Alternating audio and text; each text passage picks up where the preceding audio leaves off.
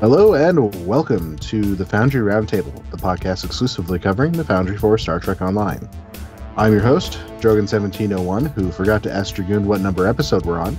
185? 185. All right. So as you can see, I'm here, of course, with Greendragoon, DuncanIdaho, and Markhawkman. Well, hello. Hello. So, lots of stuff to get through. The 26th Century Challenge has, the building phase has ended, and the playing and voting phase has started. Hang on, let me grab my list of the 3 missions.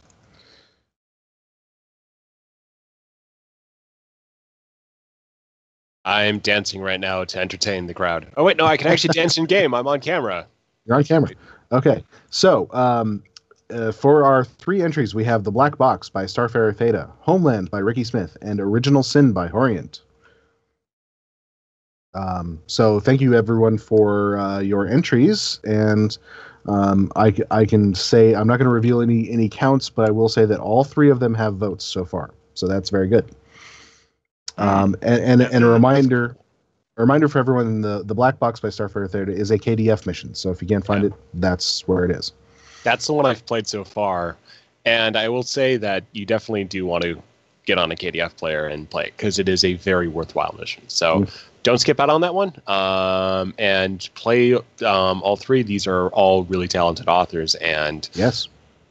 Yeah, this should be a good one.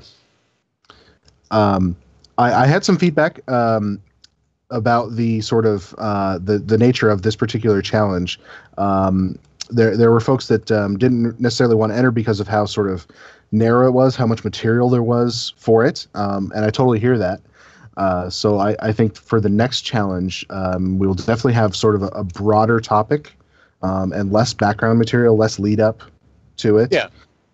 I mean, for Infinity Challenge, that was relatively... that was slightly narrow, like just about a particular topic, but AEI was pretty broad. So it's definitely on the side of we'd like to have this sort of type of variation.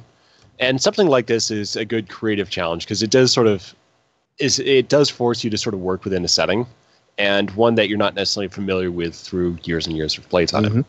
So I'm having a blast with my 26th Century mission, getting that into shape. So I've got like half the maps done now, like done. And the optional dialogue and the characters have just been so great to work with. The idea came about basically because there were so many 26th Century ships being added to the game, and it's like, there would love to have some content for people to play through if they're RPing as a 26th Century captain. Yeah.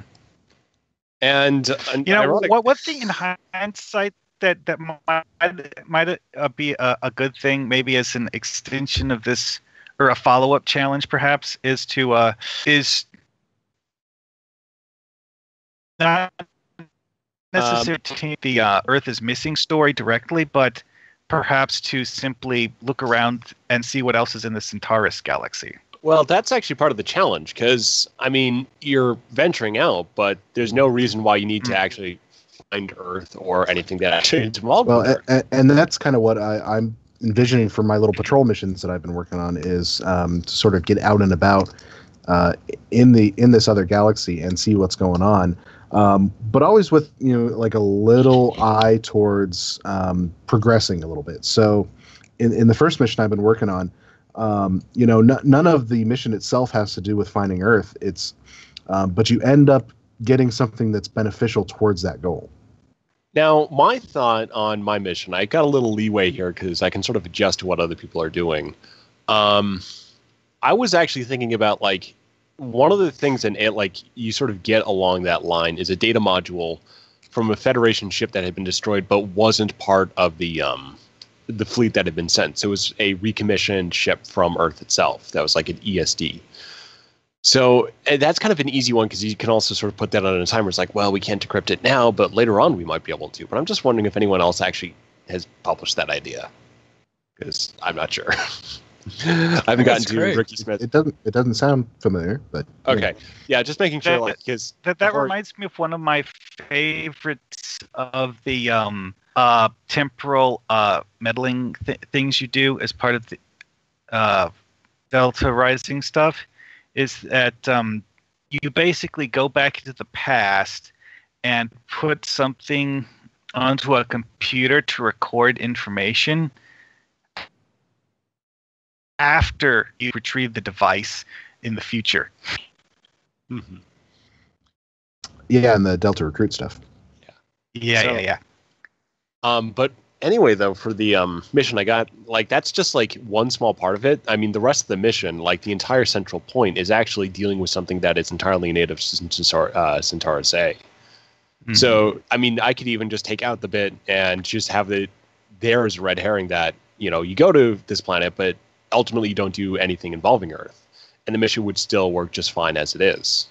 Mm. So there's a lot of different options that people can have for this anthology. It's very AEI-like once you sort of get past this sort of the background that we're finding Earth, but it's basically, it's kind of like Starbase Magellan, except we are in a fleet and we're in another galaxy. Mm. Starbase Magellan, but mobile. Yeah. And with a goal. Yeah, and Well, you can just choose not to approach that goal. And even if we're, like, as we're going through the anthology here, we'll eventually make a mission finding Earth. Mm-hmm. If you want to make a mission, though, for this that doesn't involve doing that, that's still part of the search, you could just throw it in there to the anthology. It would just basically set the chronology to either after we find Earth or before we find Earth. Mm. Well, playing through the 3 challenge entries, I kind of got the impression that the people who made them were thinking they needed to have the whole Finding Earth thing as not necessarily the core of the story, but something that was important to the story. If you think of it like a season of television, like like the later seasons of DS9, you'd have some, the war was the big thing, but not every episode was directly about that. Mm-hmm. Mm-hmm. So you can take either approach as you're making a mission. I almost kind of think of it like season 1 of Stargate SG-1, where they've got these lofty goals that they have, but each individual episode doesn't really advance things much, but they might drop in like hints like, oh, this might be the thing that helps us defeat the Goa'uld, or this might be the thing that helps these missing people from Abydos. And I don't know. I'm not 100% sure that's the season of Stargate SG-1 you want to really emulate. Terrible. No, it wasn't terrible, but it was, it was on. It was kind of on par with some of the Star Trek's first seasons. I generally like the whole idea of we're trying to find stuff, Mark, and then like look around. It's like, and just as a writer, it gives you a bunch of plot hooks that you could maybe build on later, or maybe is we. Ugh. Well, there's nothing I can do about that. It's bad internet connections. We all have to deal with those at some point. Yeah. I think. So anyway, we are going to continue on with our intro mission, which we certainly want to have done by the end of voting period, if we can. So, Duncan, if you want to fire up the Foundry. Wait, me? I think it's I who need to fire. Actually, Dragoon, the other D guy. Am I actually building the intro mission? Duncan, you need to fire up the Foundry too, because I need your help. Yep, I'm doing that as well.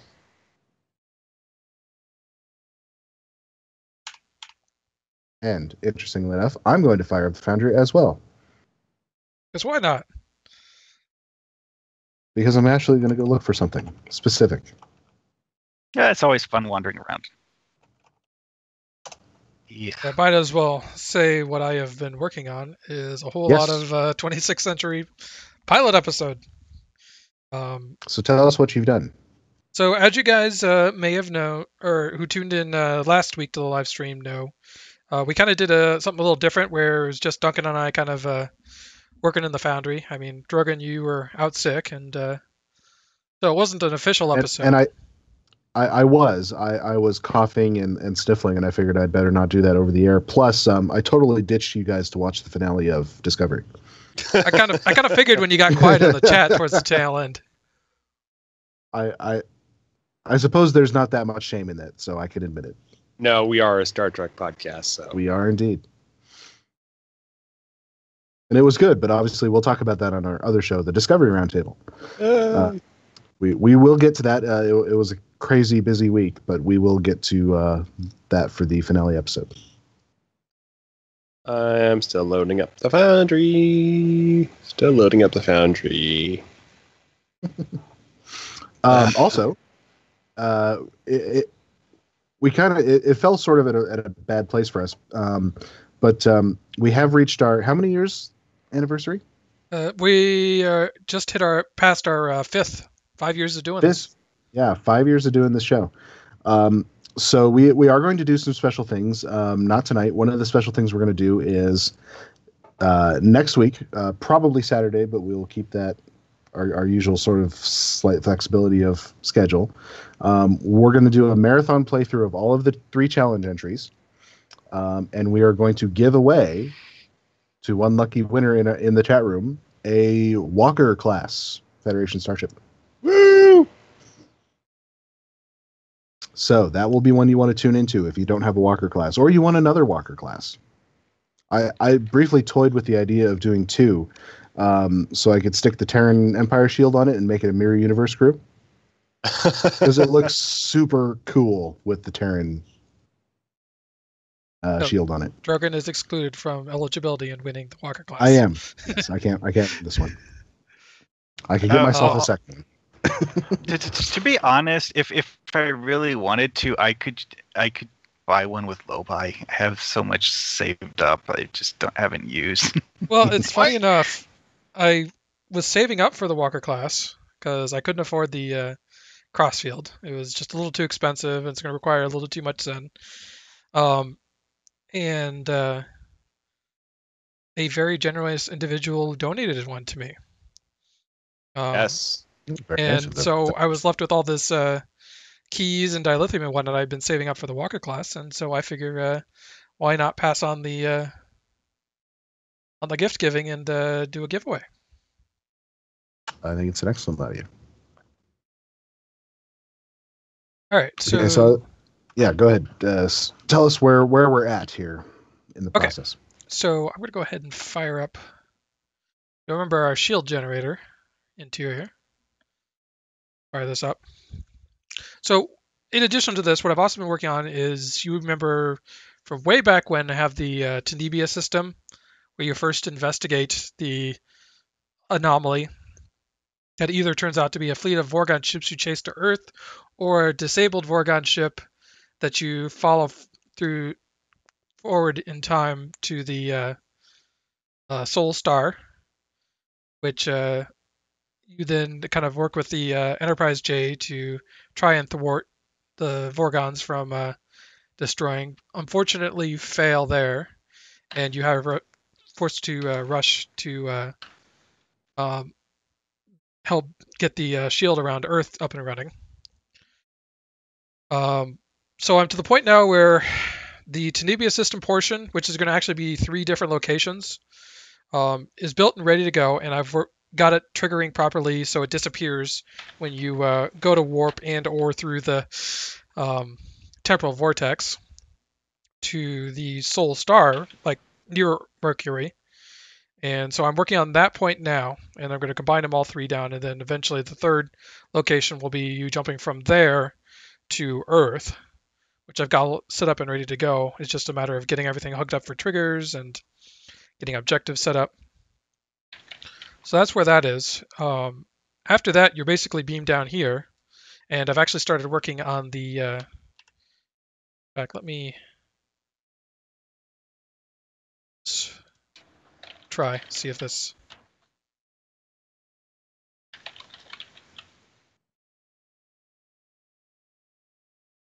All right, you guys will just have to watch on the stream.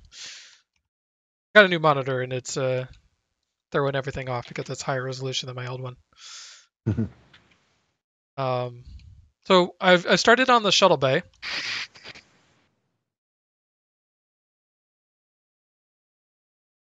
It's not done yet. I'm still got some work I want to do. It's an pretty interesting nifty, use of the ground scale assets that we've got there. Yeah, so I could make a Vorgon shuttle. So this is my attempt out of stuff we actually had access to. That's a very Ferengi and a interesting couple of way Ardwar. of collecting things and mashing them together. Yeah. It's not like a set piece, so it just kind of needs to be that I was going to put like a fire or something. So they came in hard and crashed into one of these worker bees. Got the base. So still no doorways anywhere in my build yet. So you're going to run down here, find some Vorgons on the way, and then... So this is actually something I worked on since the live stream last week, and this is the kind of the lounge area.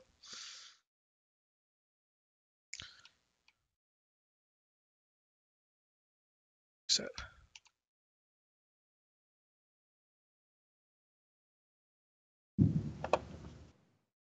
Yeah, that's very nice. For some reason, in preview, my all of my kickables or physics enabled objects like to disappear. So there's actually a bunch of bars on the shelves, or a bunch of bottles on the shelves, and like a pool balls on the pool table. Well, isn't that like possibly connected to how you in preview mode can't get triggered transitions to actually change? Well, that's an intermediate bug. You can kind of work around that. No, it seems to have something to do with distance. So if you move far enough away from them, they kind of just disappear. I'm not sure yet whether this is a live bug or just a preview bug. I'll keep an eye on it. But either way, I mean, this is kind of large. This will be where you disable the first bomb. Then you run down here. Again, more walls I haven't finished yet. I'll have to go through and fill out all the detail on these corridors. And this is the second room, which we did on the previous show. Would have been 2 weeks ago. And this is where you disable the second bomb. Then finally you come through here. I'll probably put some fights in the corridors between the Vorgons and the Starfleet personnel. How's your asset limit looking?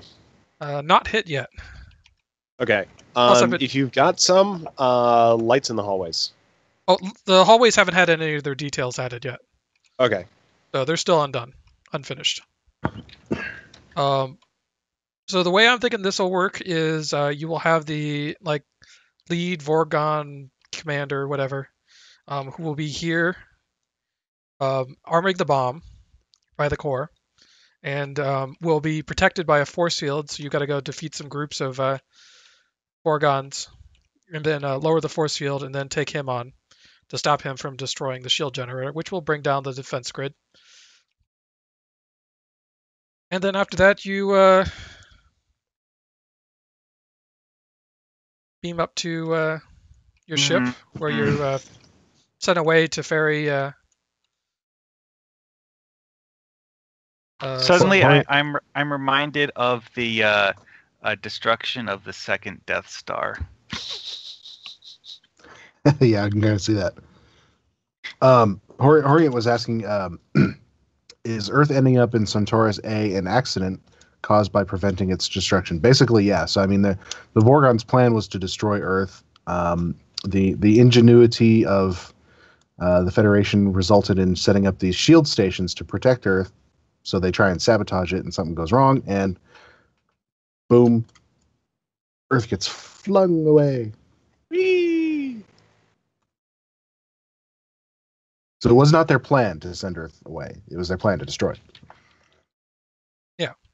Well, one of the more weird ideas I came up with writing, like basically like fan fiction style stories, was a situation where some scientists who were doing an experiment in creating wormholes accidentally created a spatial displacement pulse because the wormhole destabilized in a way they weren't expecting. So it ends up creating this giant shock wave instead of a wormhole. Yeah. Oh, I mean, Which see, because the thing here though is that it wasn't a failing of their design; it was outside interference that caused it to destabilize, and the outside interference caused it to destabilize, so that it was kind of pointing in a certain direction. So the spatial displacement wave moves in that general direction. well, we can definitely say that the Vorgon's interference with the shield generator may have contributed to the unexpected result. Mm-hmm. And say because we interrupted them in the middle of whatever they were doing to it. Yeah, Well- we could be vague by just saying, "Hey, we don't know if this generator is all right, but we don't have enough time to do a full diagnostic." Yeah. Yeah. Like as far as we can tell, it's probably working. Probably. Or they can only bring it up to like 98% or something like that. Yeah. Is that enough? We don't have a choice. Do it. Exotic particle buildup. As a side effect of your attempted repair, there's an exotic particle buildup you don't fully understand, and then poof. So yeah. That's fitting because I've never understood exotic builds. Oh, they're great. You don't know what you're missing out on. Oh yeah. No, I'm kidding, of course. The one thing I do want to add here is that if we do need a certain, spore-driven race, they are officially now in the anthology. There is a tardigrade joke in my mission now.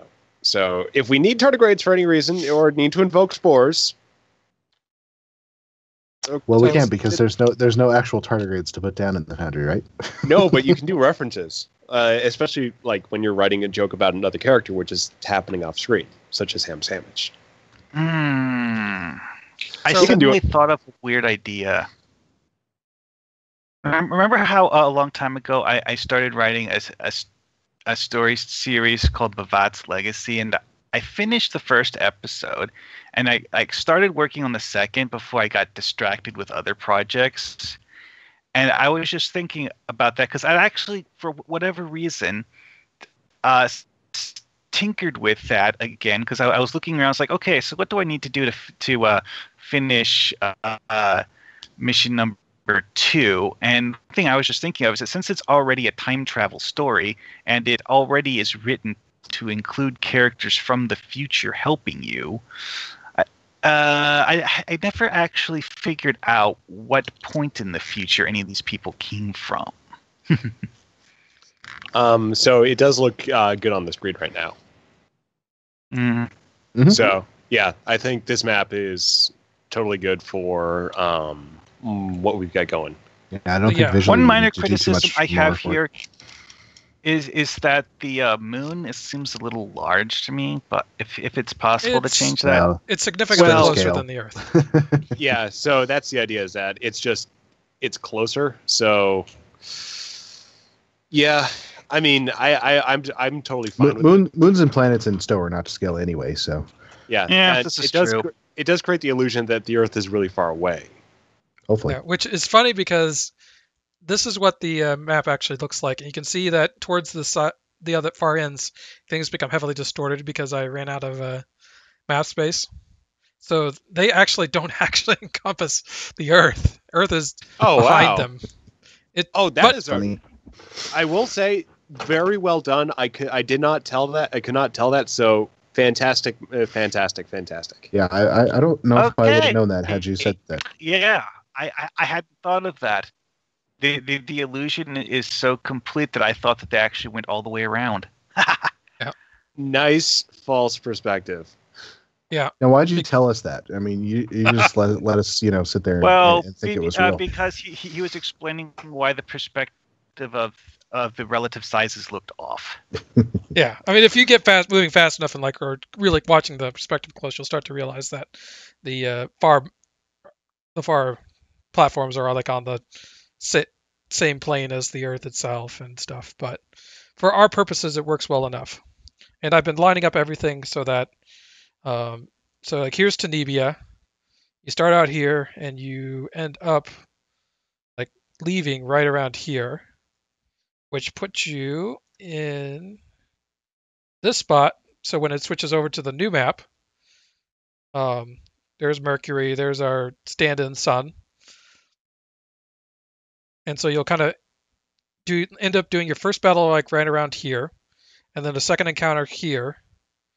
And then after that, the weapon is fired. You try to stop it, it doesn't work, and you will then like in-map warp to wrong one to here. So you'll jump at this point and then kind of be close to. And so I've been kind of having to really carefully like work out exactly where the start and end of each quote unquote portion of the map is. I see. So that's how you made the illusion work, is that you put the planet way off in this far corner, and then you put the things in those locations and the moon there. Yeah. Well, it becomes harder to tell exactly where these things are the further away they are. Yeah. I mean, it's like a thing about points of reference. I was looking in the Foundry list here of for costumes and see if the new ships from the latest Allied bundle had made it in, and there is a entry for Alethian escort, but it's nothing but lights yet. So. Yep.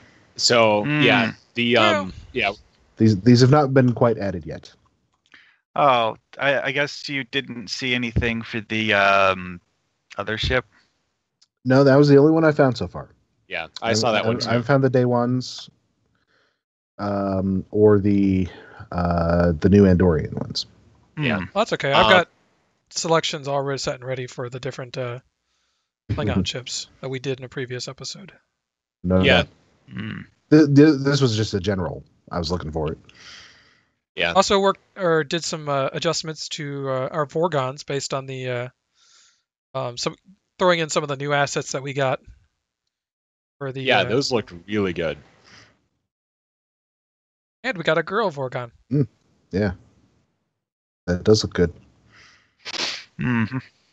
They're alien enough that I can get away with just reusing the same male and female over and over, and then I'll have create one more that's the leader with probably some sort of more ornate uniform, or maybe like put something like something technological on his head. Yeah, something to kind of set him apart. Maybe I'll put different colors. Well, for Ricky Smith's story, instead of creating an actual race for his pirate crew, hey, hold on. All of them wear face masks. Yeah, just kind of a little caution on that one. I haven't played it, and people in the audience haven't played it, so no spoilers. Obviously. No spoilers, no content. Because now, obviously, we will have to do a spoiler warning before next week's show because we're going to play through all of them. But yeah. For today, we'll hold off. Going to describe what I was going to say what they do. Well, now I know there's pirates, though.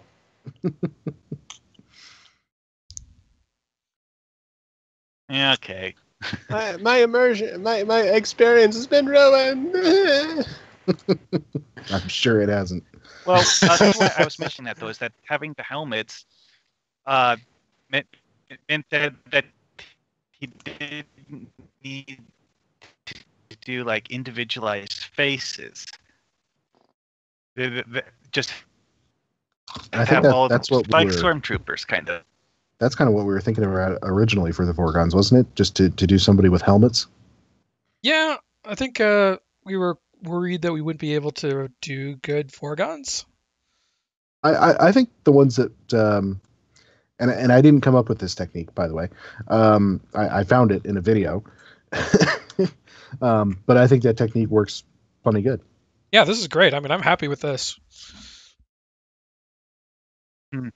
Okay. So what's the next step? What do you need to do here? All right. So after you finish up on the shield generator, you beam back. You basically told you're getting to ferry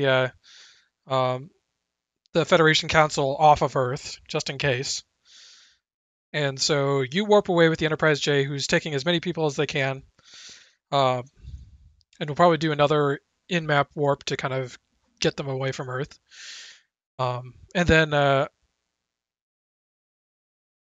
we'll find out what happens. I haven't quite figured out how we're going to either show that Earth isn't there or that... I guess we'll just have to have them... Do a big flash and despawn it. Yeah, well, you're not in orbit when it gets hit, obviously. Yeah, I mean, you can despawn planets. That's but easy enough. How do you convey that Earth is now gone? You fly back, and all of those stations are still there, but Earth isn't. Yeah, I was thinking. Yeah, we're pretty much. Maybe put some glowing clouds where. Yes, some nebula clouds, like it's remnants from the stellar eruption. One thing I do like about having the stations there is that if you just have like the stellar remnants, the question is, oh, did Earth get destroyed? But if you put the stations there, then, well, it's basically like that it kind of worked right off the bat. But then the question is, okay, so where's Earth? I mean, everything else seems to have survived. Yeah. That would be tough to explain. We're going through a lot of map jumps. I mean, what I was just going to say is that this is where the whole sci-fi scanning for whatever stuff comes in. Is that you can't see it, so you ask your science officer what happened, and your science officer does things. Yeah, we'll have to play quite a bit of it in dialogue. So. Yeah. Maybe we could do something with maybe there's a way around it. Maybe we can do like maybe you get invited over to the Enterprise J and you're basically watching like a hologram or something, and it's showing like one of the we have one of those is a like a planetary-ish hologram, isn't it? Yeah, there's a bunch of those. So the one thing is that there's the one that's sort of like this big central pedestal that's in the science category. It's just a big disk, and there's a hologram right above that. The hologram cycles. But what you can do is basically kind of cheat and use some of the smaller science consoles and then put them sort of under a larger holographic podium. So you can basically create the illusional planetary system that way. You just have the science consoles. These ones, which kind of have the two half spheres. Yeah, the ones with either that one. So you just put that below a standard holographic podium. So the one that's just basically a big silver cylinder, or a big silver disc, and then it's got little light rays coming off the rim. So you just put the, or you just use that single asset depending on what you got in that room. Well, I think you're onto something, because what I'd like to have is to be able to show something that represents Earth, and then it goes away, like the blast has occurred and it's interfering with sensors, and then it comes back and there's nothing there, and that's when we get dialogue. Is like, I'm not detecting Earth anymore, and it's like, did the shields fail? It's like, no, there's nothing, no debris, no nothing, it's just gone. And that we kind of lead into, because we're already in the place where we kind of have to wrap things up. Mm-hmm. So, yeah, and it makes more use of that map for objective stuff. Yeah, so that then we can do the whole. Yeah, I have to say, I love the story hook of the whole scan for debris thing, because it just makes sense. Yeah, but that way, if we do it as like holograms, then we don't have to have another map where you actually fly back to Earth and physically scan it, because it would just be a long sequence of different space maps that you only do like one thing on. Yeah, and then it also kind of, you're doing the scans, and you're going to have to convene anyway to get to process that information with the main characters. So it does kind of help to have those two story moments like right next to each other. The scan for Earth, find that information out, and then processing it right there, rather than saying, "Oh, come back and we'll talk about it," because then you're sort of putting the player through a map transition between basically two ideas that go right together. So I'm looking at Holo Display Science 01. You said this one is random. Let's see. Yeah, it is random. So it'll like cycle through some like DNA looking stuff. Okay, so that's not going to work for our purposes. Yeah, so that's why I was thinking the consoles were probably a little bit better bet. Okay. Because the Science 04, I think the two half spheres is kind of the best. I mean, what you could also do is actually to get a full sphere, just kind of put two of these and rotate it.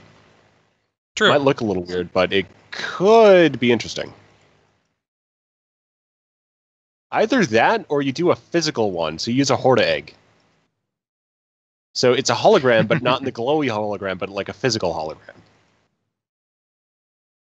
Actually, I'd been planning to do that, something like that for something else, and it's not a bad idea.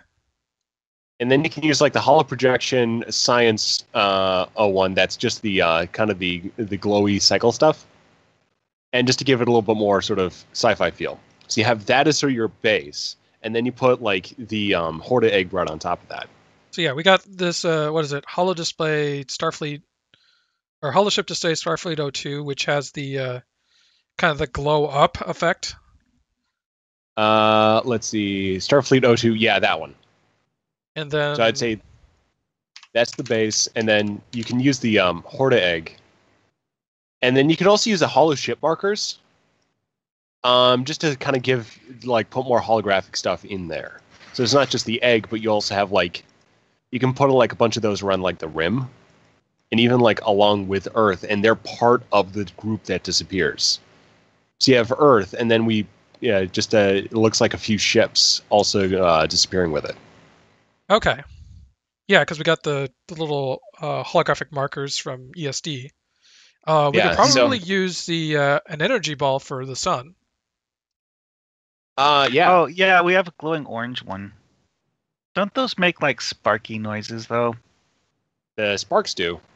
We also have the glowing particles. I think it's blue and something other. And red. Yeah, there's a blue and a red one, which I was thinking of using for the actual like Nova whatever. You can use what you could do. Blue and red glowing particles, don't those look like nanoprobe swarms? A little bit. The red one, do for the sun. The blue one, do for the shield around Earth. Might be too small for the shield around Earth. Or it might be too big for the shield around Earth. If we want to do it in any sort of... Give it a try. I don't think they're actually that large. I'm using the blue one in one of my missions, and it's sort of like it's enough to encompass a small house plant. All right, it's worth a shot. Let's go ahead and create a new map.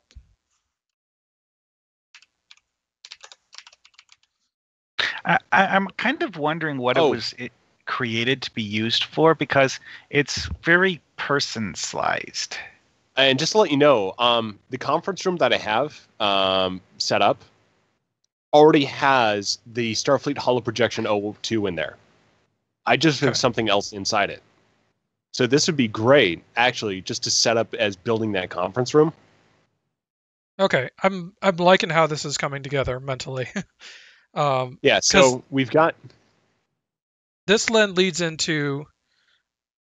So I think the mission will be established in this scene where you basically get your commission to like go to Centaurus A, and they'll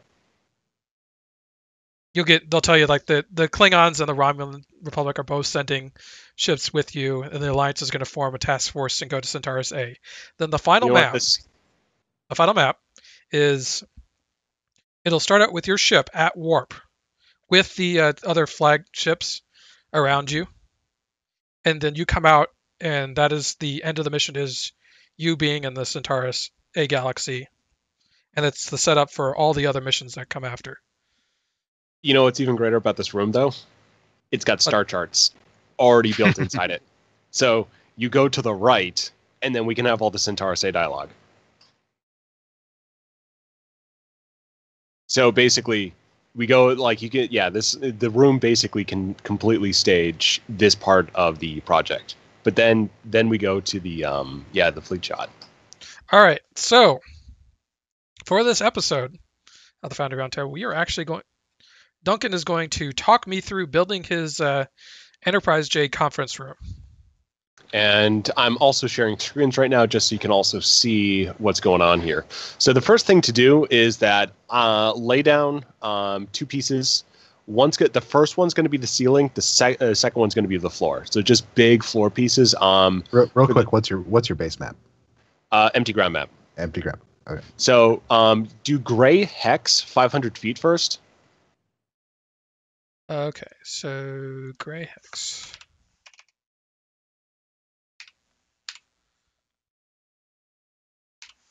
You really build high in the sky. Oh yeah. Okay. And that's just in case I need a view. So sometimes I don't know when I'm starting the project if I'm going to have a window, but this just basically helps. So yeah, on this guy, you're going to set this one up. Starting since I build high, might as well just use these coordinates. Okay. You're going to set that up at 106.025. And what this will do is make all the ceiling lights will be able to work pretty well on this from this point. Okay, 106.25. All right, so then it's going to be the floor piece. It's going to be a gray carpet, and mine is kind of built in a few sections. So you're just going to lay something down that's. Oh wait, I'm just trying to find it. I had it there for a second. There we go. It's going to be 100. Let's go with. Oh, you know what? Just do. Since you're not going to do the hallways, just do a 500-foot carpet.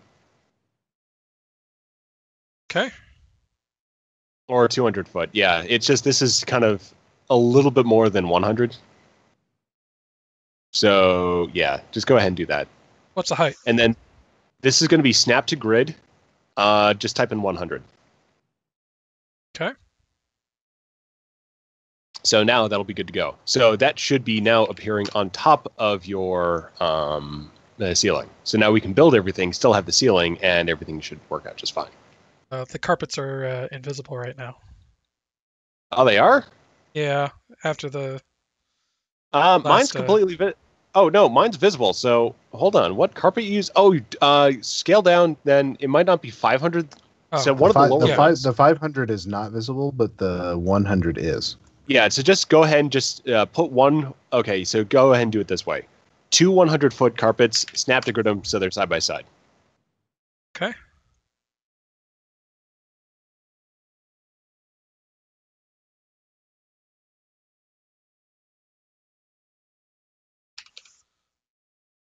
Go ahead and do the same for the ceiling, just to make it a little easier.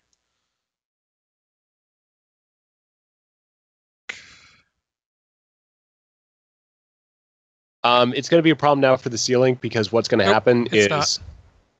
Yeah, because what you're going to have for the ceiling problem now is that if you do another asset right on top of this, it'll cover the floor.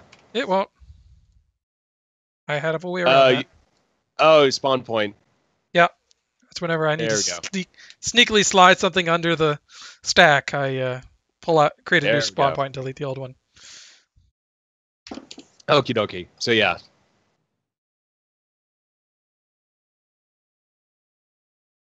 Said 106.25. 106.25 or 0.025. Yep, 106.025. Okay, well I'm just gonna let snap to grid do because that's 106.07.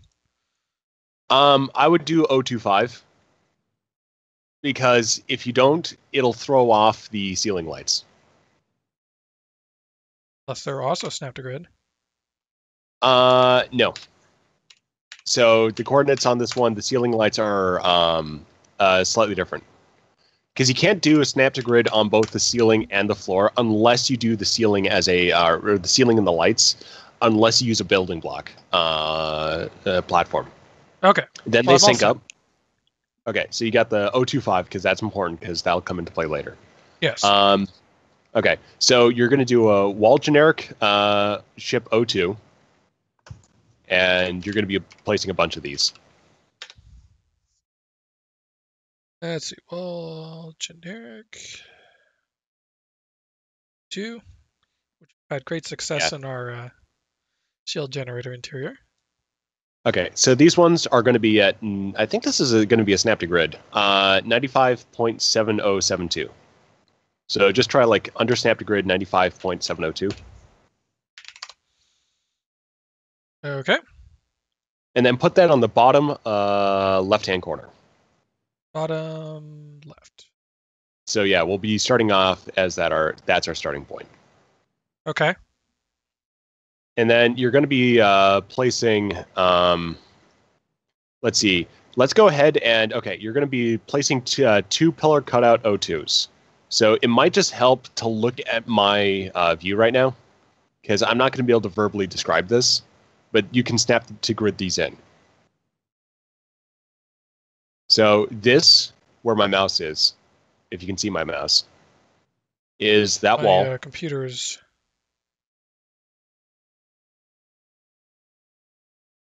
Sorry, new monitor, and in order to not screw everything up, it's being weird because it doesn't like the changing resolutions.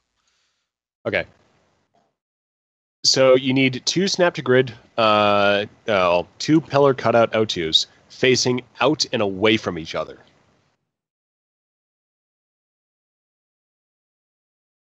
Okay, I'm looking at it, and I'm not... So Can I have them suck, what, like halfway in the wall?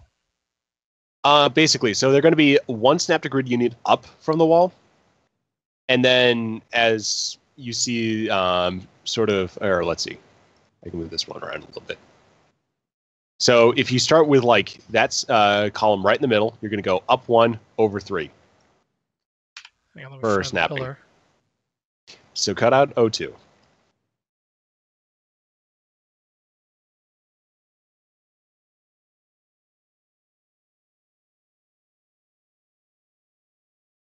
Okay. So put that right on the wall, the icon for the wall. Move it up 1 and then over 3 to the left, and then 2, 3, and then the other one in the opposite direction. Yep, and they're pointing out. Okay, I think I got it. And the coordinates for those are 98.14 on snap to grid. So yeah, all this is going to be basically snap to grid for a little while, because what we're doing is creating the basic wall piece. The next one are 2 floor lights large. Okay, so ESD floor lights? Yep, ESD recessed floor light large.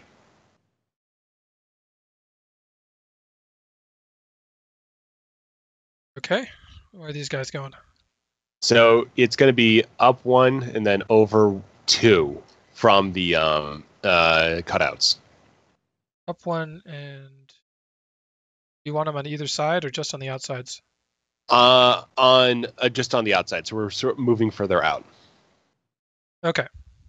And those are at effectively 100 from snap to grid. Okay. All right. So you have those 2 floor lights. So it's basically sort of flanking on the outside. You got those? Yep. All right. Next piece. And this is going to be basically finishing up the thing we need to duplicate for the walls, is a small building block, 10 by 10 by 10. And this is going to be like, it'll be poking down from the ceiling, but it's going to provide the necessary detail for the ceiling light not to look too awful. Or sort of the floor light not to look too bad. Probably 03? Yeah. Okay. So this one will be 1 snap to grid unit up from the lights. On both sides. Up for the lights, okay. What kind of height for these? This will be 105.461 snap to grid. Okay. And then it's just going to be on both sides. And that has finished our wall. Okay. Did I see something like in the center between the 2 cutouts? Yeah, that's a long table. Okay. Yeah. So this isn't integral to the structure. This is something that can be moved in and out of the room. All right. So I assume I duplicate this all the way around then.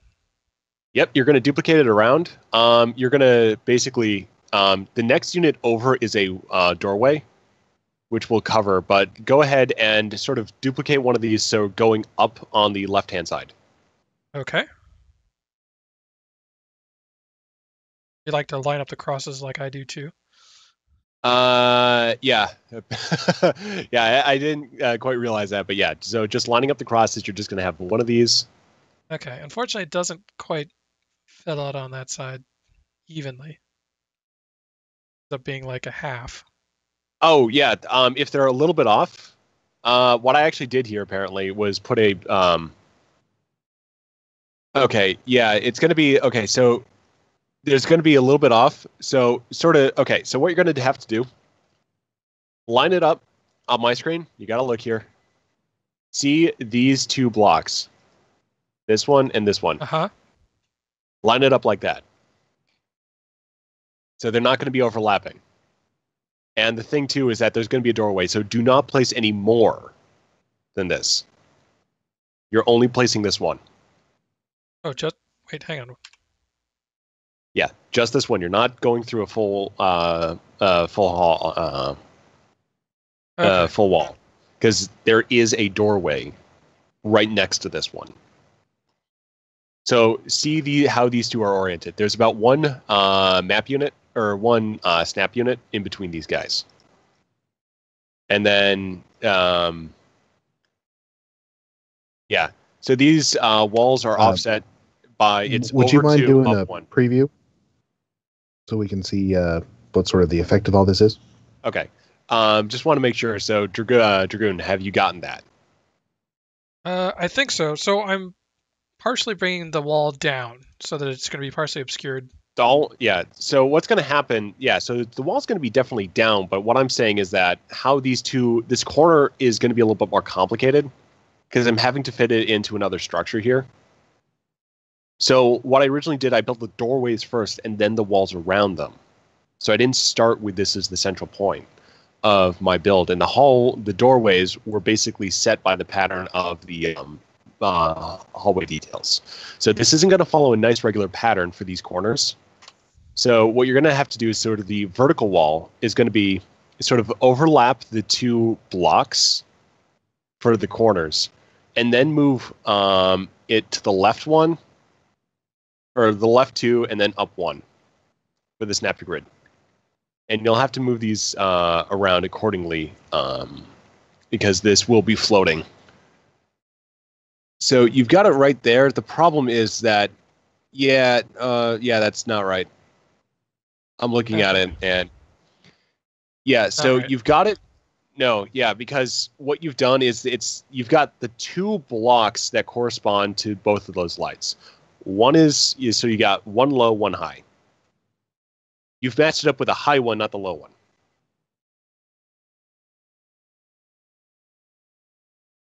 So yeah, so this will So wait, still is my segment wrong or is... Just go ahead and get rid of what you just placed there. Because so we're now it's interpenetrating halfway rather than at edge and edge. There's going to be a little bit of a gap. That's my point. You'll fill that with one object. Okay. Could just add an extra segment of wall. Yeah, segment of wall. But yeah, this is what you're going to be building here, right here. So we got this wall. This corner I filled in with a pillar. Okay, and then so we've let's got this add one. in the pillar. Okay, Yeah, so so I cannot see what you're doing. You're going to have to describe it to me. So you're going to have a building block pillar. That will be, let's see, it's going to be at 100. It's just any of the building block column 5 dash times 2 times 5. Okay. That. That will be, oh crap.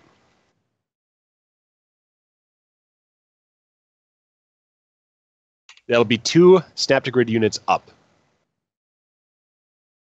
From the corner. Okay, that's where I thought it would be. So yeah, the wall position now looks good. Okay. ahead and preview real quick.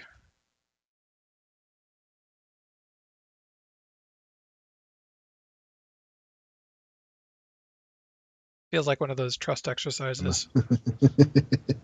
There's like you have to do something, but you have to get somebody else to describe what to do. Yeah. So I'm actually doing this as well on my mission. So. Yeah. So we've got that corner down just fine. So what's actually going to be coming up next is the doorway. So what this is going to be is it's all still snap to grid for right now. So what we're going to do is we've got a wall and a column. So the column is another one of those building block 03 circular columns. And then we've got a 10-foot wall, or the 10 by 20 by 2 wall. You're going to form a lollipop with this.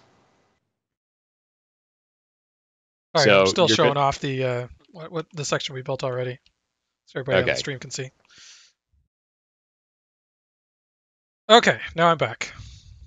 All right. Need so a we're wall? Building a doorway. Yep. Need another wall? So it is going to be a building block wall, 10 by 20 by 2, 03.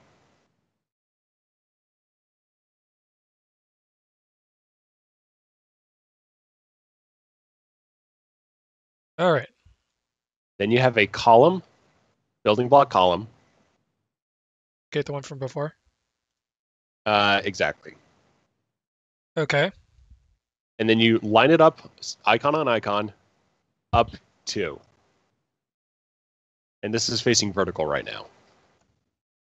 So you basically have formed a lollipop. Okay, got it. Duplicate those 2. Okay. And then... Okay, so with the 2 circles overlaid, I move it up by... checking that out right now. So you're moving it up 1, 2, 3, 4, 5, 6 units. All right. Okay. So though it is establishing the outline of our door, in the center of that, you're going to be placing an Enterprise J moving door.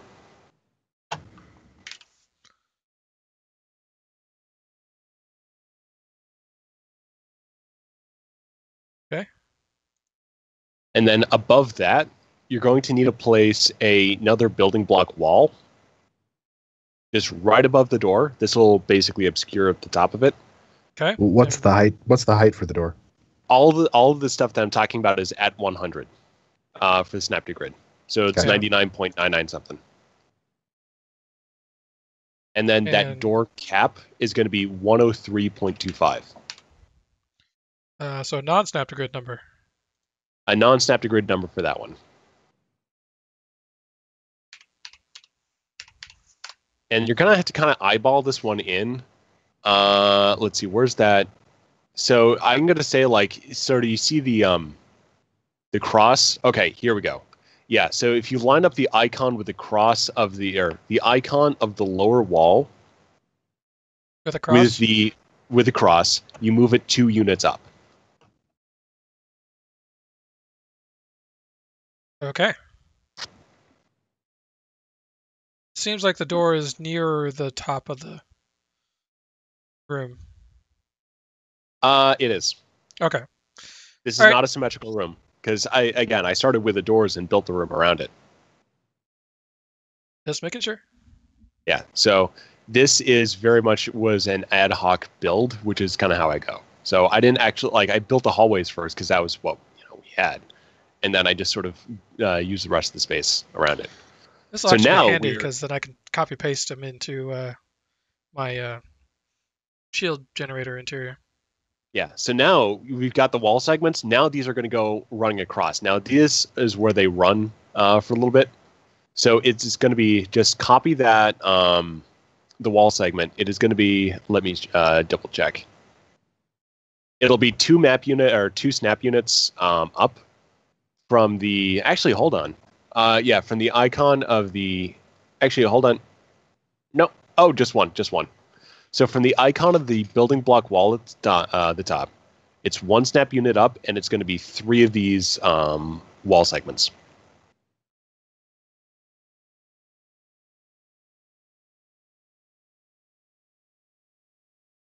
Hang on. I think. Is your room vertically or horizontally laid out?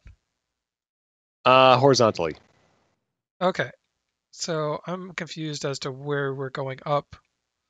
Oh, okay. No, it's not up. It's not up. Horizontal. Oh, okay. Horizontal now. So these are now facing down, as in the wall segments are facing inwards towards the end. So we've just, defined most of the shape here. But here's the thing: is that's I'm a little bit down on the stream. So okay. Yeah, so these are now going directly horizontal. These will be defining the top end of the room. Oh, okay. From the door. From the door. We are working from the Okay. door. So you got to rotate these, and then so they're horizontal. One snap to grid unit up from the icon of that building block wall. Okay. That's where I was running into trouble, is you're not using the full space. No. Okay. And so I can basically run this all the way across. Hold on. I'm looking at you're doing the bottom edge. We're still on the top edge. I'm on the top edge. Okay. Hang on, waiting to catch up. Yep. Okay, just making sure. Okay, so top edge, so this is just 1 up, and then this is going to be 3 across. Okay. So we're not running the full length. Unless you want to create the idea that it's like a partially holographic space and you can do more with it. Well, let's get your basic layout going, and then I can... Yeah. So this will be 1 unit up from that, and then you're just going to copy this over 3 times. Okay, so I've got 3 segments across the top. Mm-hmm. So now this is going to now get into something a little different. Let's see how this works out. Because now this gets a little... So what you're going to need to do is that you're going to copy off another one of those wall segments without the ceiling caps. So those two building blocks. Okay. And this will now be going down at a 45-degree angle.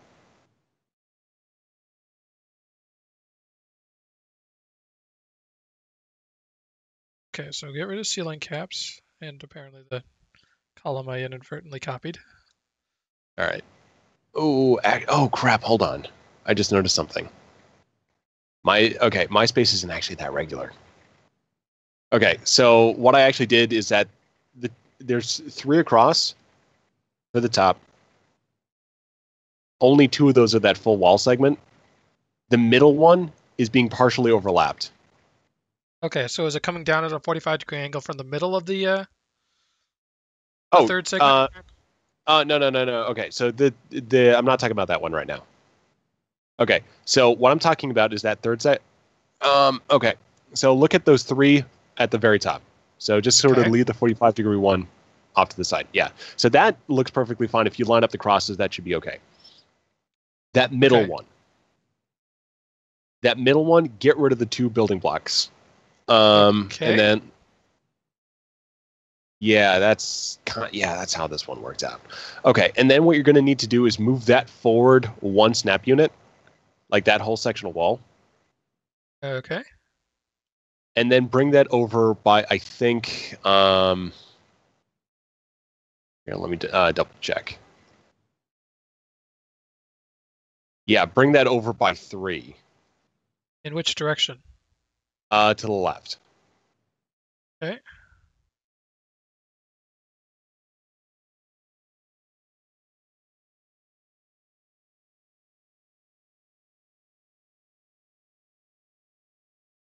So it'll be down 1 and then over 3 for that segment. Okay. And am I making the other side to match? Yep, so they're going to be moving that one over 6. So 3 to originally sync up, then, and then that will be good, because now it'll sync up with the other side. Okay. And incidentally,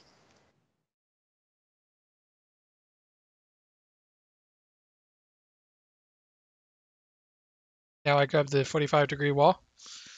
Okay, so that 45-degree wall is going to, let's see, where I'm trying to look to see where exactly that's coming in. Yeah, you're lining, it's just, that one's easy. You're going to line it up so it's making an X out of the crosses. Okay. And then there's going to be a vertical one. Okay. And then another 45-degree angle. Is it going to still line up with the other side if we do that? It should. If it doesn't, fudge it in one way or the other. Okay, I'm going to start building, and then you start chatting once you catch up and Yeah, see if I'm doing this wrong. Yeah, I mean, what'll happen is that because here's how the space worked out. Because there's that doorway, this isn't like we've got 3 pieces over here, 2 45-degree angles. It should sync up with how we built the space out with the one gap in the pillar and then that doorway. This is definitely not working. I'm going to let you catch up and see what I'm doing wrong. So I'm watching. Okay, so you have that 45-degree angle. Then you have a horizontal or a vertical. Okay, yeah, that definitely doesn't say. Okay, yeah, what's going to happen here? Oh, okay, I see. It's that center one. The center one, it's not lined up X on X. So I've got some ceiling detail obscuring that right now. So what you're going to go ahead and do is just line up that lower 45-degree angle one so that it will match up with the lower wall. The center one is then going to have all the overlap it needs to basically be right in the middle. Okay, so I'm going to go ahead and line up. This one's easy because I lined it up at the bottom of the platform. So there's only a narrow gap between the two 45s. Yeah, and that basically what that amounts to is that you don't have yeah, I mean, it just doesn't have a whole lot of side to that wall, but it still looks perfectly fine. And make sure that you get rid of the building block caps for the floor lights, because there's other stuff going on here with the ceiling detail. Okay, so am I lining up at the end of the 45 degrees and trying to center it, or am I bringing it in? I'm taking a look right now. You're bringing it in a little bit. Okay, so I would here's the thing is that I would have to take this map apart now to kind of see what was going on here. So I would say go ahead and bring that in, because here's the thing is that this part, so bring that in sufficiently so you're okay, bring it into that first floor light. Here's how to do it. Yeah, bring it into that first floor light. Okay. And then get rid of, let's see, do I even have those? No, I don't. So yeah, you're going to go ahead and bring it into that first floor light, and then you're going to get rid of those. Okay, first floor lights are gone. Yeah, there you go. So let's go ahead and try this. If this doesn't work, then just move it back one more bit. And again, get rid of those 2 building blocks. Okay, so there's no building blocks on this right there's side. A different yeah, this right side, there's larger building blocks that are capping the star charts. Okay. Getting rid of these.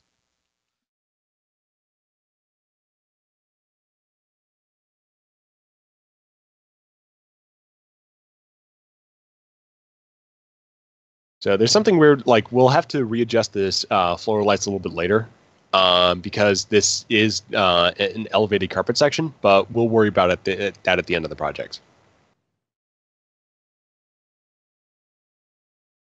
Got about 45 minutes to figure this out. Okay. So we actually, yeah, we should have time for this one because the next step would be carpets in the middle, and that's a simple build. Then ceiling lights. Then let's go with the ceiling detail last, because what that might be good is just to kind of build that separately and then sort of bring it over rather than trying to orient to the room. So what you're going to go ahead and do is that, like at the bottom of this room, coming in from the 45-degree angle, there's going to be one more section of standard wall. And then the next thing on is another doorway. And then that's it.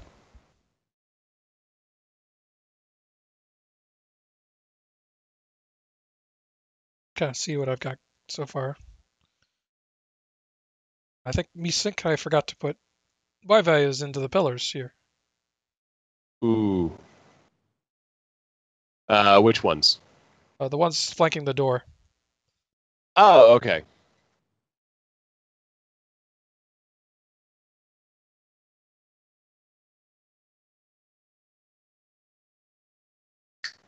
The corner's there. See, just coming up now.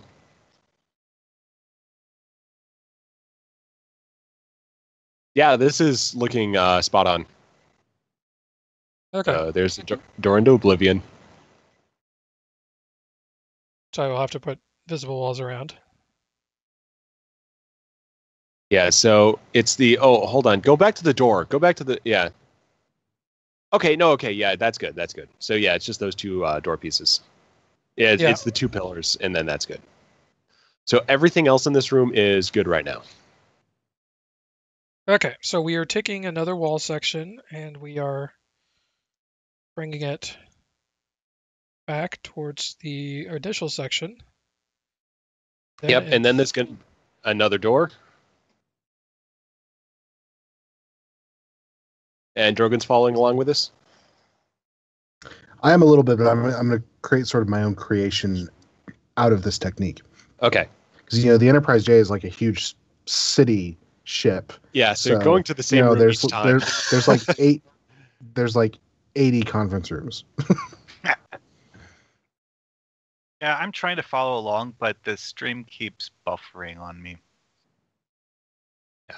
So now this will basically, this will complete the outline. So we'll do the carpets next, and it might be good to sort of build those off to the side and then move them in.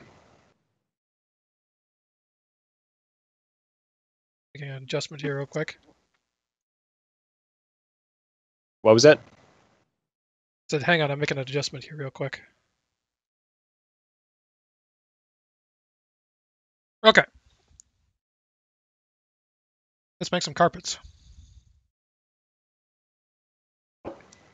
So you're going to be doing tan carpets, starting off with a 40-foot. And we'll have to adjust the Y value on this a little bit later, but basically once everything's in place. Yeah. So because otherwise it'll clip right now. Yeah. Okay, where's this going? Just go ahead and build it off to the side. Okay. Or, you know what? No, you can place this one down. I mean, we can still basically build out with this. So this is going to be going into the lower left-hand corner. So you've got the two little arrows for so you've got the little icons for the building blocks. Uh-huh. You're going to be flush in terms of the to the left. With the icons? Yeah, with the icon for the one on the bottom. So that's as much as I can navigate. So that the first one we ever did. Okay. And then it'll be, I believe, 2 up from the corner. So it's not going to be like touching the icon for that. It'll be up a bit. So let me look on the screen. And it's the icon for the lights and the building block. And so this will not be flush with the wall. It'll be a little bit out. Okay, I think... Yeah. If you see my screen right now, it's... I can't look. Okay.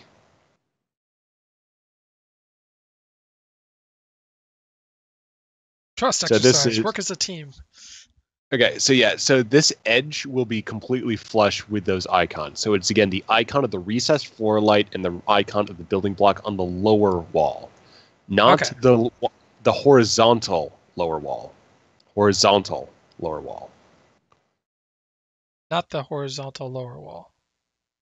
No, it is the horizontal, not the vertical. Okay. So I am currently flush with the icons of the building blocks on the lower wall and flush with the icons for the lights on the left wall. Okay, so what you're going to do is move it up 2, and then, let's see. Okay, I can always undo. So you're going to up... Actually, oh, okay, that works out. Up 2 and over 2. Okay. Yeah, up 2 over 2, and yeah, apparently I did that pretty nicely. So now let me just make how sure. NASA feels about operating rovers. Yeah, actually, oh wait, it might be over 3. Let's yeah. Or like how that one NASA craft crashed because someone did the wrong metric to other conversion. Okay, so if you do over 3, yeah, over 3. So one more. Then that'll be perfect. But it's definitely the right up.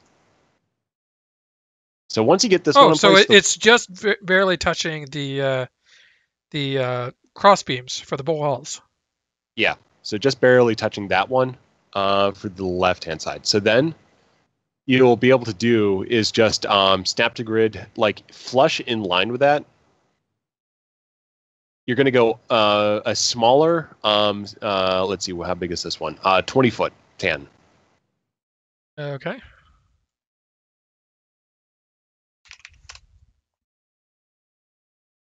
Where's this guy going? Upper left. So what this guy will be doing is that it'll be upper left, going to the corner of the room, and there's going to be a 1 snap unit gap. Is it flush on the left side? Yeah, flush on the left side. Okay.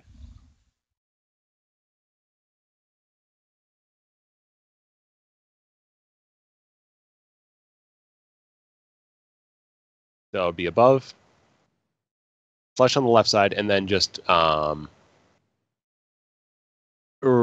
So there you go. And then one up.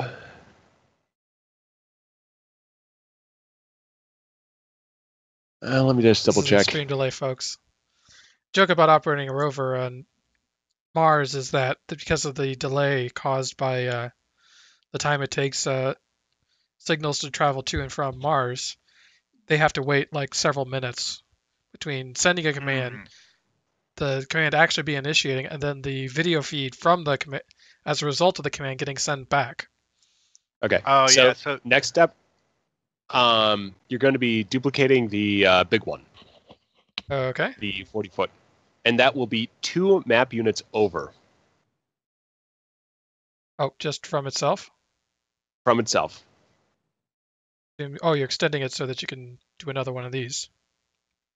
Yeah, so these are basically going to be mirrored off each other. And then it's going to be 2 over. And what that's going to do is form a symmetrical path coming from the door. Or a symmetrical little bar of carpet.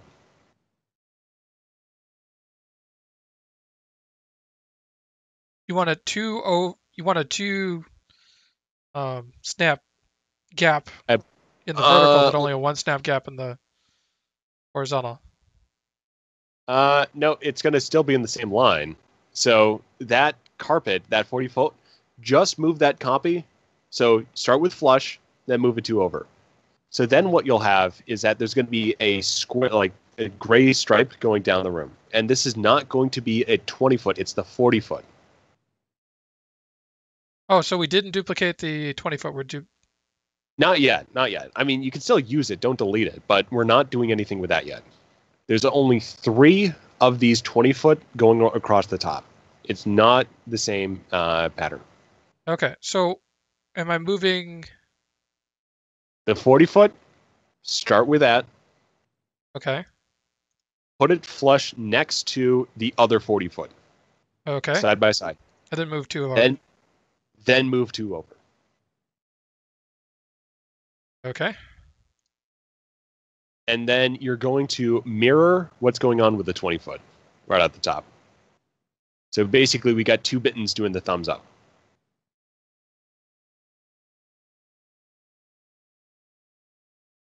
Okay. So once you move that 2 over, basically once you have that 2 over, if you look down, there's the wall, the Enterprise J wall. That should basically be running straight down the middle. Okay, I am. It's assumed to line up with the door, right? It's assumed to line up with the door, but I think the door alignment is a little bit off. Because, yeah, I think there might be something going on down below. Because we're definitely right on target. I think it's just I might have done something a little bit different with that lower wall. So, yeah, let's not worry about that. Yeah, so it doesn't have to be 100% perfect. Yeah. So now you've got you sort of take one more 20-foot, so a small one. Okay. And then you're just going to put that same height, but just in the middle. Okay, so centered between the 2. Actually, yeah, you know what? Go ahead and just center this with the top, that wall. At the top. So that middle wall of that 3 that runs horizontally across the top. Yep. Center it up that way, because that's going to be the look of this map. Yep, it's all good. Okay. So it is once that's lined with the opposite wall and the door at the bottom. Yeah. So now, once you have all these guys, the coordinate is going to be the one I used was 99.975. Oh, for the vertical. Mm-hmm.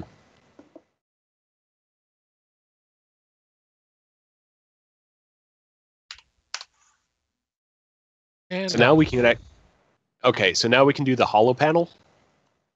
So the holographic display. I'll do a quick preview real quick just so people can see what we're doing.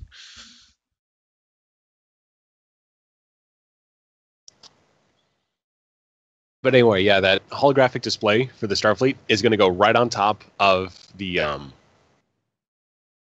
right on top of that middle carpet piece.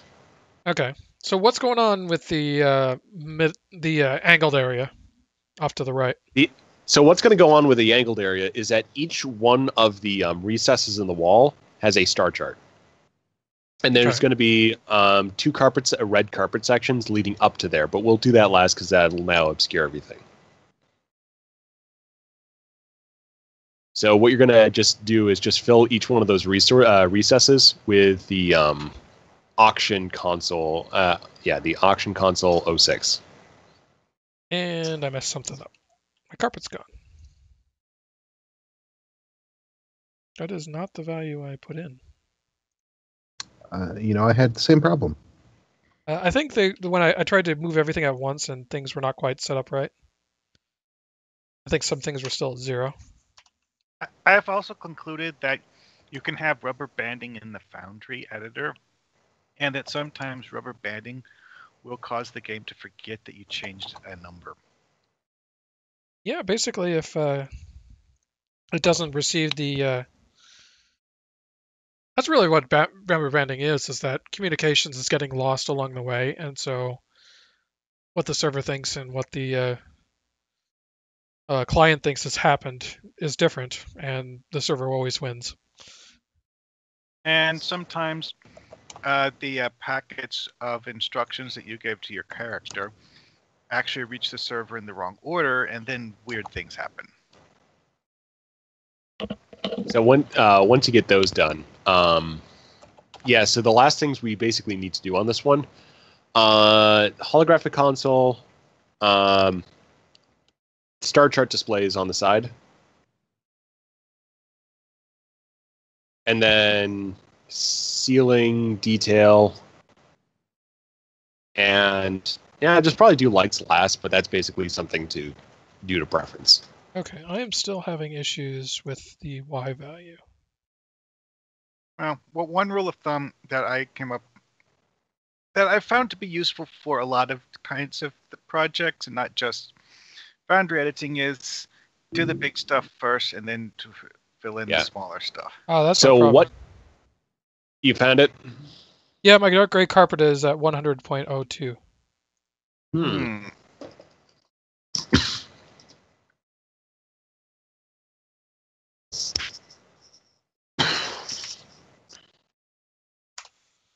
Okay, so if I do that, then it should work.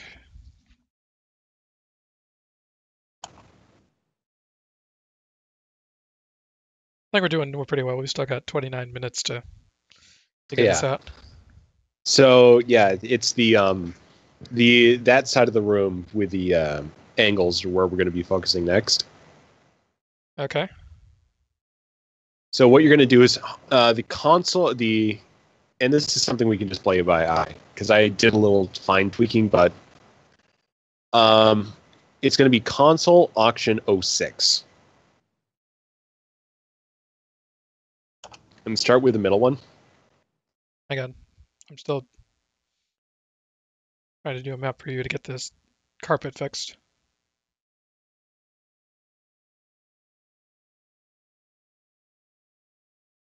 There we go. You got it? Yeah, interesting choice of colors.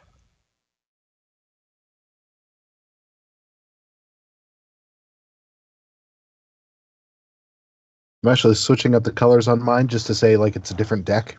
So I'm going to use blue instead of red. Yeah, that works. I wish I could get a blue version of the door to match, but you know. Oh yeah. Beggars can't be choosers. You could cheat though and use the or like the next generation version. The blue TNG door. Yeah. Yeah. Could do that. Yeah. Or use the new Kimber doors. Ah. There we go. I have to experiment with that. Okay. So yeah, out of preview. Yes. Okay. So what you're going to do is and this is still all at 100. Okay. The auction 06 console. And you're just going to be putting that in between the cutout pillars, just to basically fill that recess of wall. Okay. So I'm looking in preview. I was looking at my my angled walls, and I'm thinking I need to center them. Okay, yeah. If you need to do that, go ahead, because that may come into play. Yeah. So, yeah. So that center one, you just make sure that one's centered. Yeah. Okay. So that'll work much better. Okay.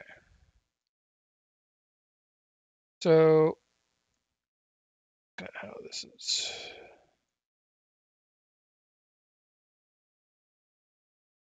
What you might need to do is do a slight coordinate tweak. So I think I might have had to shift this one back and do some...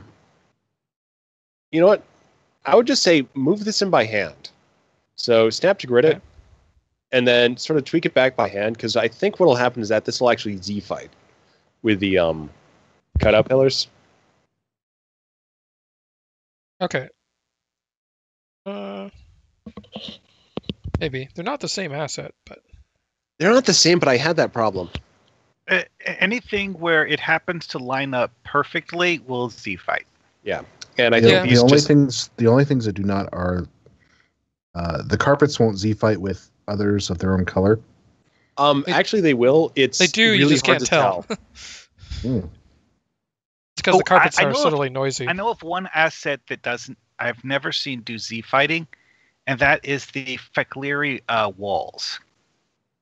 The tiled part of the floor along the top of the Fekleri ramparts will not ever Z-fight because of some weird thing they did with the floor texture. Oh, note, I said it won't ever Z-fight. What I mean is it won't ever Z-fight with other rampart pieces as long as their floor is at the same height. Mm. Because apparently it doesn't rotate the texture for the floor pieces. It just applies it. So it basically just like stretches the texture to fit whatever rampart shape you made. Kind of weird. That explains something I saw in Johnny Snowball recent edition, because he did a hole in the floor with those pieces, and I was following the texture and like, wait a minute, is this part of a map? But no, that totally explains it. But yeah, Johnny Snowball used that in his latest mission. Yeah, so some of the assets are coded differently like that, just because that's how they were made by whoever built them. Okay. Oh yeah, and just to let you know, this is going to be pointing up for this console. I mean, it doesn't really matter on this guy. Pointing it down. One side has like a slight little lip on the front. Okay. The other doesn't. Yeah, so I had this pointed up, and then you're just going to sort of, the other two are going to be pointing in the same direction. But the idea there is that you're just going to be filling the other two diagonals. So each one of these pretty well. Okay, so yeah, I feel like it needs to be lowered, but other than that, what's going to happen is that the floor is going to be raised. Okay. So it's going to be a little bit of a step up, and that's going to be through 2 levels of carpet.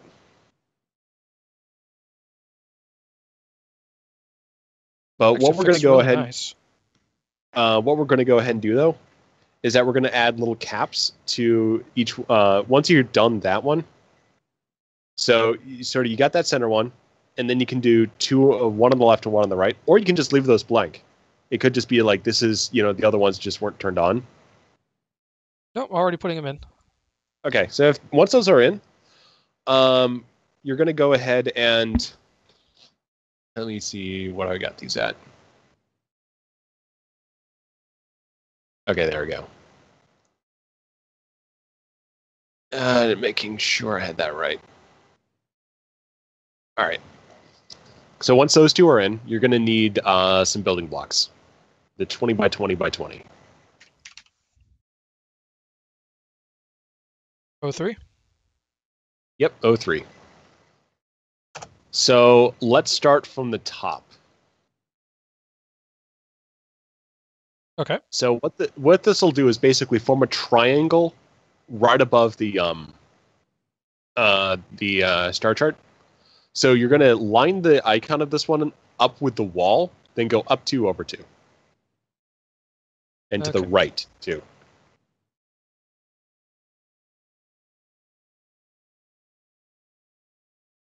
Okay. Then on the bottom 45-degree wall, you're going to do the same thing, just in the opposite direction. What's the height on this? There's going to be 3 of these, so you might as well wait. And it's a custom number. Oh, okay. I see what you're saying.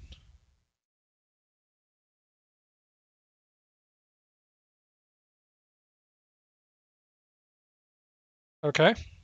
Bottom one's in. All right. And then there's going to be one basically 45 degrees rotated. So it's basically a diamond. You want a similar triangle over that? Yeah. So that will just be 2 back from that icon. Okay. All right. And did we put in the holographic Starfleet display? Oh, you mean over above the center tan? Yeah. Yeah, just might as well just go ahead and do that. Which is 02 we'll be doing. Yep. And yeah, I'd say just go ahead and, I might have put the mine a little bit lower. Let me see if I can actually get that number.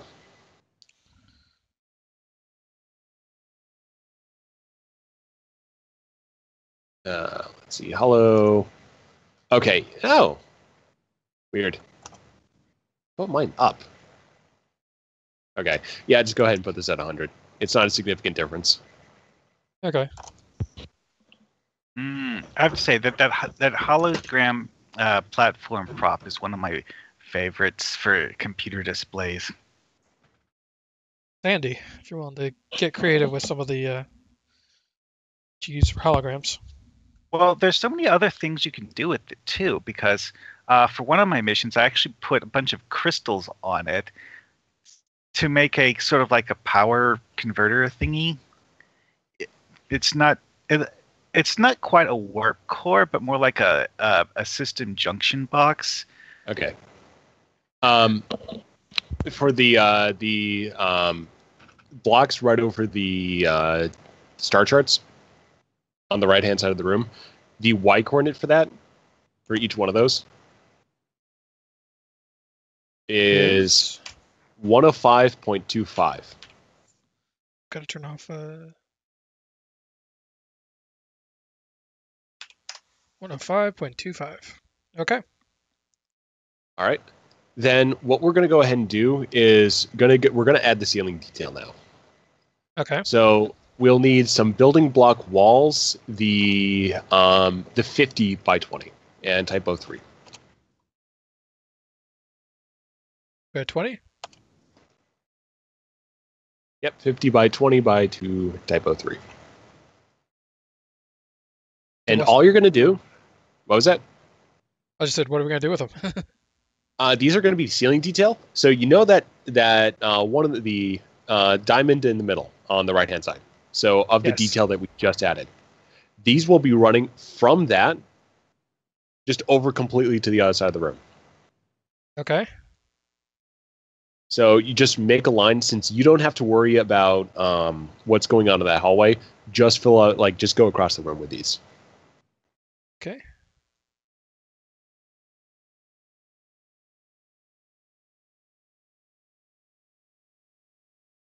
And I assume we want the same or slightly off height. So we're taking. Yeah. Well, the height's gonna be a little bit of a system here. So the height we're going to focus on last, because there's a couple more things we got to add here. So it's not just this. There's a few more elements. Okay. So there's a horizontal element, which we've just taken care of. There's also 2 vertical elements.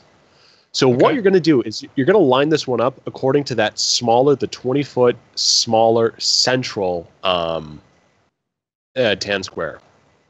Okay. You're going to do a one element running up and down to the left and to the right, 2 snap units to the left and to the right.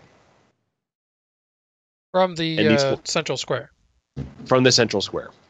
So you start with edge on, move it 2 over. 2 over, and then 1 on the other side, same distance? Yep. Okay. And it's going to run completely across the room. Okay. Where they intersect, there's going to be a building block. Just the 10 by 10. Okay, on which side? Oh, where both of them intersect. So okay, both in the center. In the center. So where the horizontal and the vertical elements we have just added intersect. Okay. So once you have all this stuff in there, and those vertical elements, you're running them across the full room. Okay, yeah, stream's just catching up. Okay, so of all the building block walls we just added, the height on those is 105.295.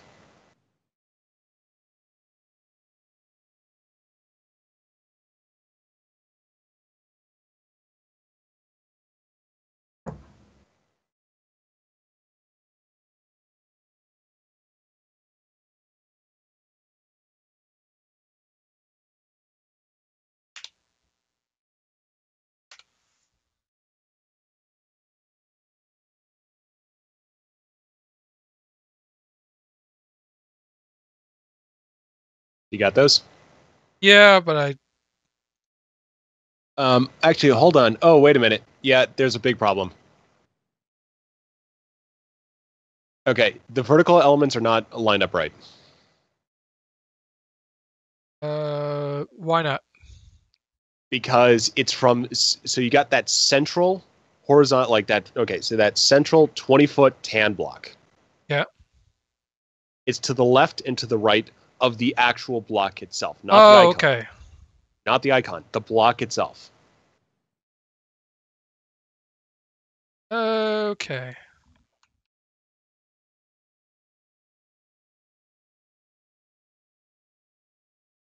So yeah, these should be spaced off a little bit. So we're lining it up with the struts from the walls.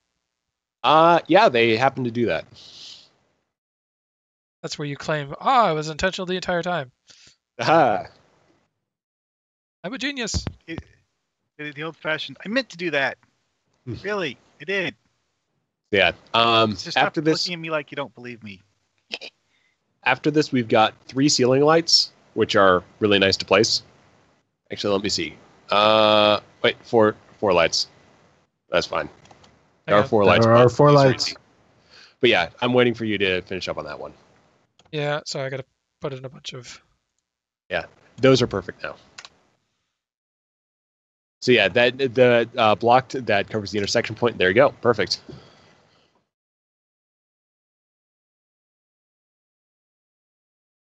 I just made a picture for you.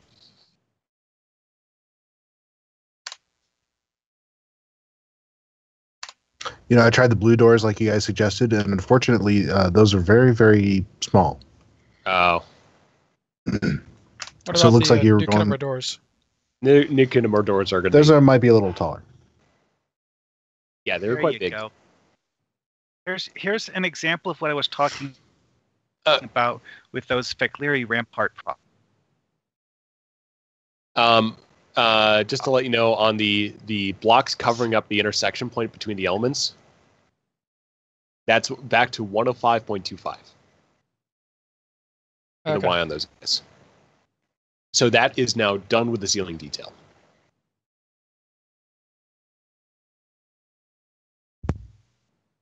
So now we've got the ceiling lights. Hang on. So, okay. Let me know when you're all set.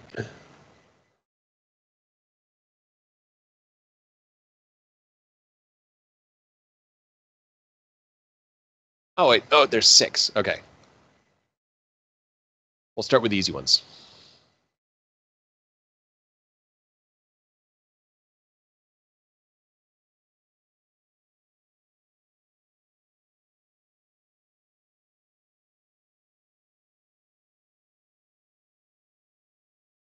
Starting to come together.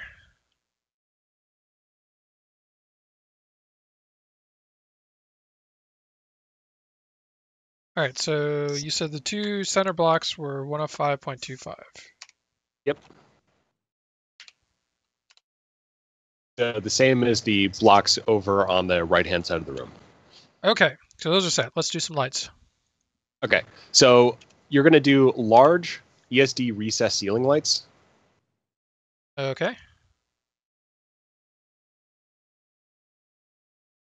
Where at? And these are going to be on the exact same icon as the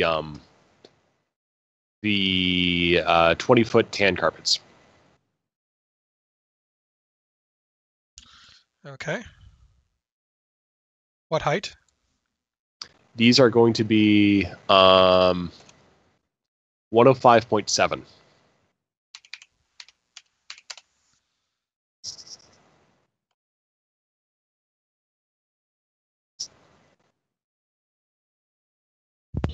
Yeah. So did you see that picture I put in Skype?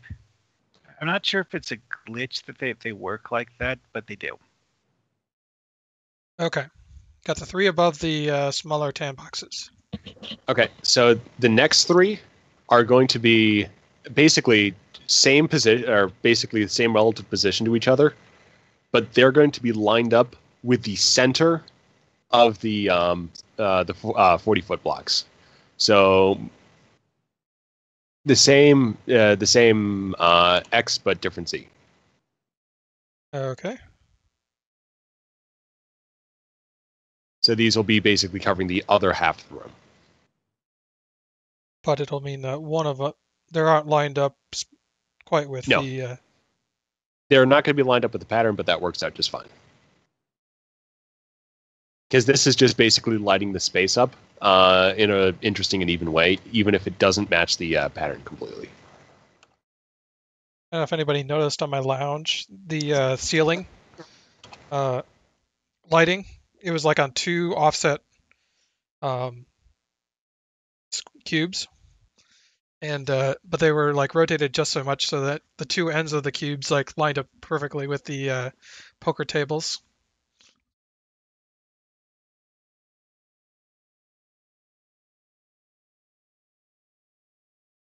All right, so the other 2 lights are in place.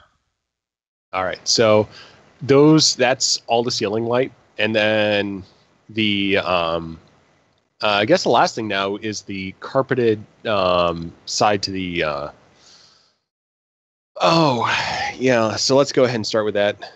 What this is 2 40-foot carpets, or basically 4 40-foot carpets.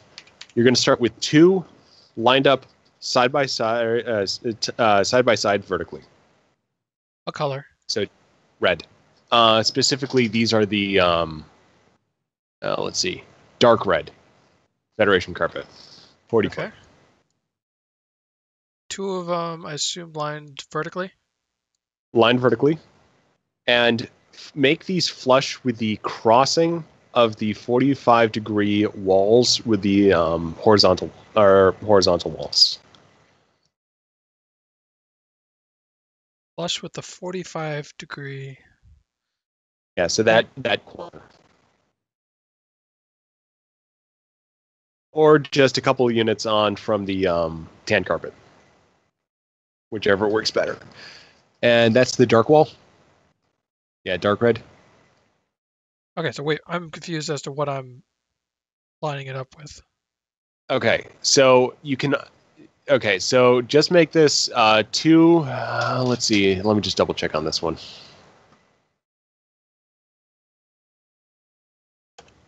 It's going to be, well, you're just basically going to be covering that whole sectional wall, so just make sure that this whole thing is centered. But yeah, just go ahead and move it 2 map units over from the tan.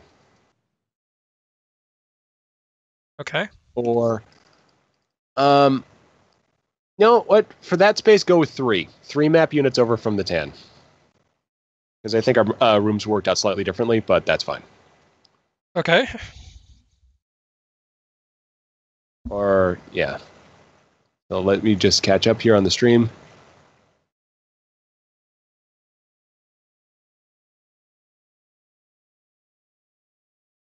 So still waiting. One.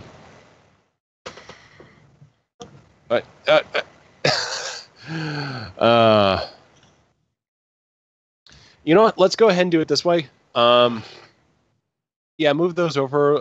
Let's see. I don't know. Or no, they're fine. They're fine where they are. Okay, that's good.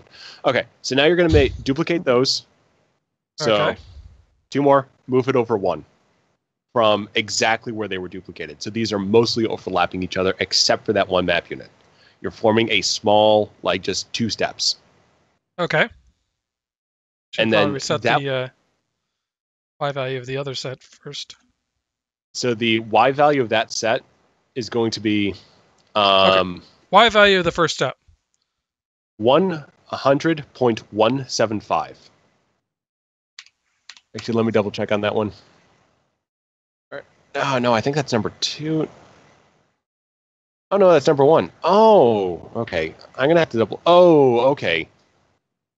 I'm just double checking on what I did here. Yeah, I didn't do 2 red. I did a red, then a gray. Okay. So the second set is gray? The second set's gray, apparently. Okay. So, yeah, so just double-click it and then change it. You don't need to delete the asset. Just double-click the icon and then just search for dark gray, 40 foot.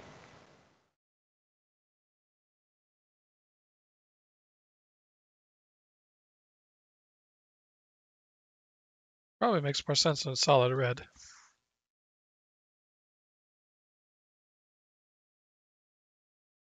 Yeah, so the red's just there to sort of highlight that step. Okay, so what is the height on the second step? It's 100.375.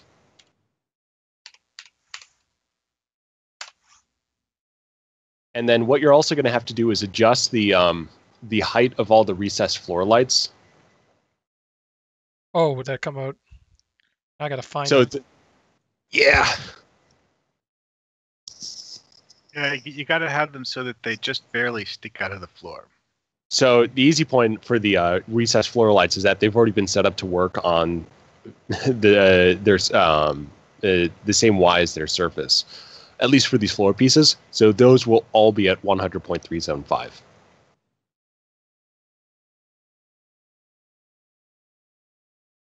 Okay, so I think there's 4 of them over there because I got rid of 2 on the angles. Yep, so that's it. This feels like a good time to mention that old thing about why it's a good idea to name the individual assets? Yeah, so you can find them in case they get covered up. All right, so I mean, because for this one, you have all these things that say wall console, and you have to click on them and look to see where they are on the map to figure out which is which. Yeah, so Y value for recessed lights on the elevated surface. they're the exact same as that last floor piece, so 100.375. All right, I'm going to preview. And this actually might be done. Actually, no, we can do one more thing.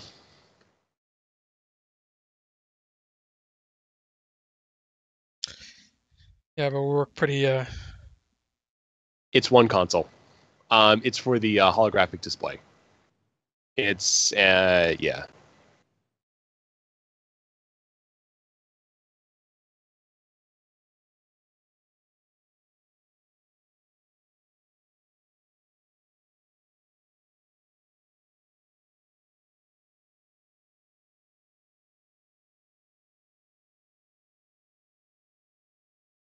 Yeah, if everything worked out for the object placement, then yeah, the whole space should be good. Oh yeah, Twitch 4 Theta has the Control X trick. If you want to just like not see an object, you cut it without pasting it. So you take a selection, hit Control X, it'll set it up to be cut, but it makes those all transparent. Interesting. I loaded you guys up a screenshot of the version that I've been working on. Yeah, unfortunately, I don't have access to Skype because I'm running Stowe full screened. That's okay. All right, I'm walking. Oh, that's pretty good. The I like the the planter in the middle. Mm-hmm. It's got water in it, Yeah. so I could stick an anov in there. Yay! Yeah, this is pretty spot on. I think the triangles above the consoles might not be sticking out as much. No, those are good. Those are good. Because the smaller details, no one's going to notice. So. No, definitely no one's going to notice. I'm questioning myself, so that's perfectly fine. Yeah, I think the one thing we could add, last thing, this is an easy one, is a Romulan repair console. I know the one you're talking about. And this will just be sort of on the bottom edge of the it'll just be on the lower side of the holographic console. And where I placed this was basically in that gray stripe running horizontally. Oh, so one thing I would do with the holographic console is rotate it 135 degrees so that the part where it has the cable running from the center to the edge has the cable running from the center to the wall.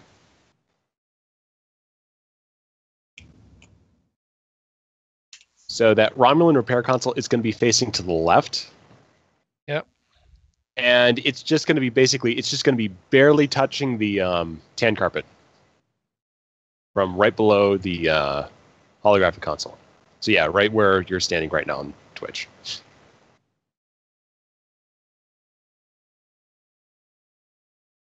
And then this room will be good to go. Okay, so how did you populate it in your... You don't have to go through like all the details, but how did you generally populate it in your... So I've got those two long tables, and then I just put those in some of the recesses, specifically the two to the lower left-hand corner. And that was it. Everything else I actually did with NPCs. Okay. So it's a mostly empty room. It's just it's actually my mission. It's with the people there. That's when it makes it feel a little bit more closed in. It's more of a psychological reaction. Well, okay. I guess it's one of those things where if you can't see directly from where you are to the far wall, it doesn't feel as empty. Yeah, it's just more going on, especially with like the smaller visual jokes of like the very eager exocomps, optional dialogue, and a lot of custom NPCs. Now that I think about it, that's part of why the VIP lounge feels so cozy. Is because it has those hanging plants dangling from random locations. So when you look around, you see things there. You don't see empty space. Yeah, no, I mean, it's always good to stick houseplants in different places, or I don't know, anything you can think of to sort of break things up a little bit. Yeah. This particular asset that was used for the VIP lounge is actually kind of like a dangling plant because it comes down from the ceiling. Kind of weird looking one. All right. Well, I believe that's all the time we've got for tonight. But yeah, I mean that's perfect. We built Yeah, that map. it looks pretty good. So yeah, everyone can feel free to use this version of the Enterprise J interior for your missions.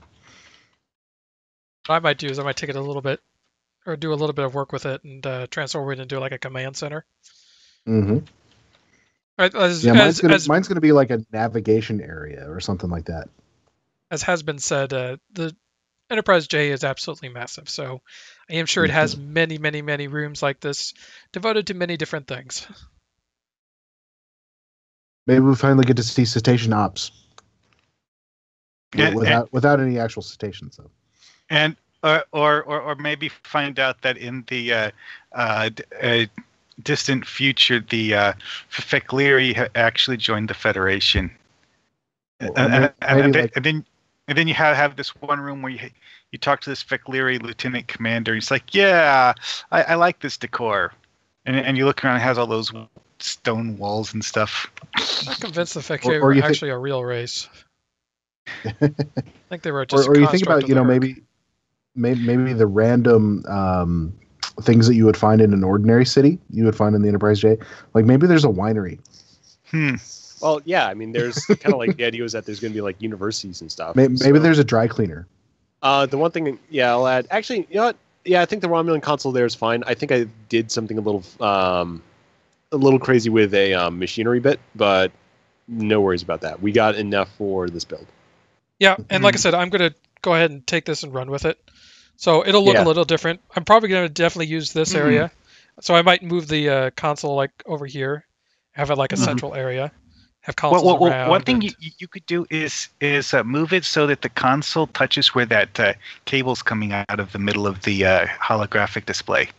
Make it look like the cable's connected to the console. Cable on the holographic display. I don't think there's cable on the holographic display.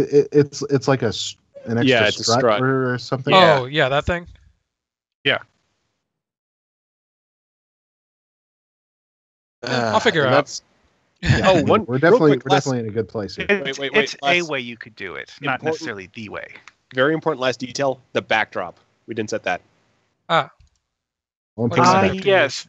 The default is the most boring backdrop possible. Yeah. So this is exterior sky night 05. So night 05. That reminds me, I never did make that guide on what all of the backdrops look like in Lighting 2.0. All right, so I think we are already hitting our time limit. So we're hitting our time. So thanks everyone for joining us. Please join us next week for our grand playthrough of all of the 26th Century Challenge entries and our giveaway of the Walker class starship. Yay! So, Dragoon, if you want to put up our contact info. All right. We can be reached by email at foundryroundtable@live.com. We are also on Twitter at Foundry Roundtab. Drogyn can be reached at Drogyn1701. Duncan can be reached at Gorgonops_SSF. Mark can be reached at Markhawkman. And I, of course, can be reached at Greendragoon. All right. Well, for now, we will say goodnight. Good night. Good night.